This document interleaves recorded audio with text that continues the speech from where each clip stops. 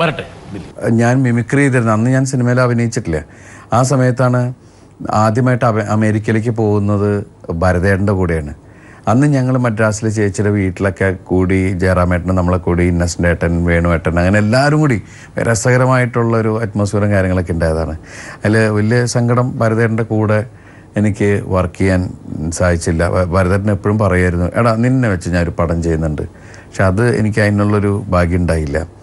പക്ഷേ ഇവരുടെ രണ്ടുപേരുടെയും മകനായ സിദ്ധാർത്ഥ് എൻ്റെ കൂടെ എനിക്ക് വർക്ക് ചെയ്യാൻ സാധിച്ചു. ചന്ദ്രേട്ടൻ എവിടെയാന്ന ഒരു നല്ല സിനിമയിൽ എനിക്ക് അഭിനയിക്കാൻ സാധിച്ചു.